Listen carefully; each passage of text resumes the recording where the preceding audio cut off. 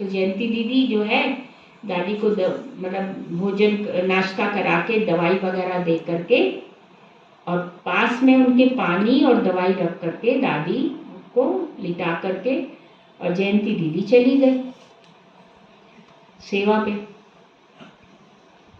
तो दादी जानकी वहां लेटी रही।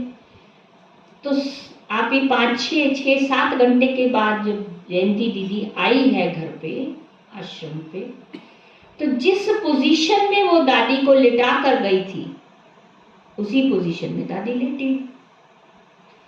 तो जयंती दीदी को एक संकल्प आया कि दादी की तबीयत बहुत खराब थी, सीरियस कंडीशन थी उस समय।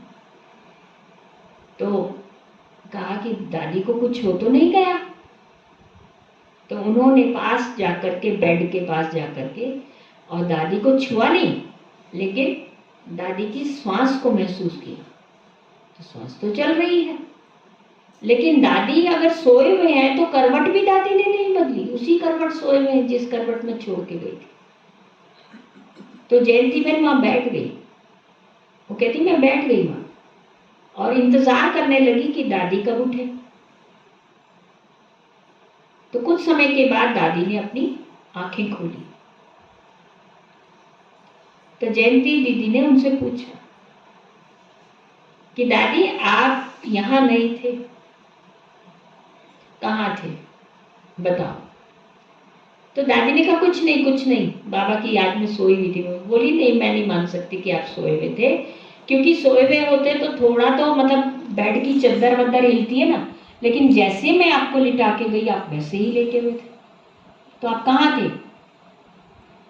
तो बहुत पूछने के बाद दादी ने अपना अनुभव शेयर किया उनसे। क्या अनुभव शेयर किया? कि दादी ने कहा तुम तो चली गई और मैं लेटी हुई थी आंखें बंद करके बाबा की याद में, जैसे सोई हुई थी। तो अचानक बाबा मेरे पास आए और बाबा ने मेरी उंगली पकड़ी और मुझे ले गए सेवा। और कहाँ ले गए? उन दिनों एक बार मतलब फॉरेन से पार्टियां आती थी ना जब शुरुआत में, तो उस समय कोई ऐसा कारण बना था, शायद मेरे को याद है जहाँ तक, कि प्लेन आने कैंसिल हो गए थे इंडिया में। कोई ऐसा हड़ताल थी या क्या था, मतलब ऐसा कोई कारण बना था। तो दादी ने कहा मेरे को बाप दादा वहां लेके गए जिस भाई ने हमारी टिकटें बुक करवाई थी, जो एजेंट था, वो संपर्क में था दादी जी के और बहुत अच्छा भाई था, परंतु उसका परिवार उसके खिलाफ था। वो ब्रह्मा कुमारी उसको नहीं पसंद करते थे, लेकिन वो जाता था दादी जी के पास, मिलने जाता था, मुरली सुनता था। तो बाप दादा दादी को वहां लेके गए। क्यों लेके गए? क्योंकि उस भाई को संकल्प चल रहा था, वो बीमार था, वो भाई बहुत सीरियस, और उसको ये संकल्प था बाबा के आगे, वो ये संकल्प कर रहा था कि बाबा मेरा शरीर छूटने से पहले एक बार, सिर्फ एक बार मैं दादी जी से मिलूं, सिर्फ एक बार मैं दादी जी से मिलूं। क्यों मिलूं? क्योंकि जो इनकी टिकटें बुक हुई थी प्लेन की वो कैंसिल हुई, तो उसका जो रिफंड उनको मिला, उसका जो पैसा उनको मिला, वो उनको दादी जी को बताना था। उस आत्मा का देखो कितना पावरफुल संकल्प था। तो दादी जी को बाबा वहां लेके गए और दादी जी को बाबा ने उस आत्मा से मिलवाया। सामने दादी खड़ी है, औरों को नहीं दिख रही है, लेकिन उस भाई को दिख रही है।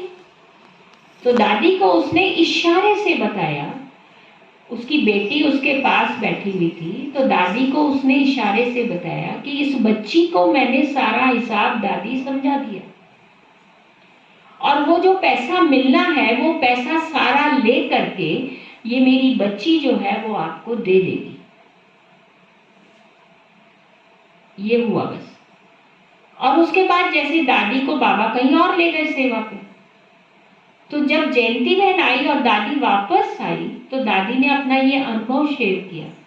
दादी वैसे अपने अनुभव ज्यादा शेयर नहीं करती थी, क्योंकि दादी कहती थी ये भी अनुभव, इतना गहरा अनुभव शेयर करना मतलब अपनी उसको कम करना।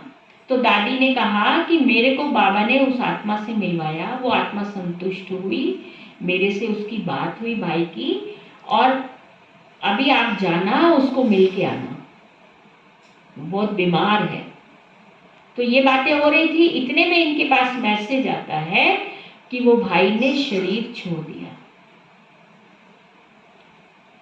तो जयंती दीदी वहां गई और बहनें भी साथ गई उसके शरीर छोड़ने पे।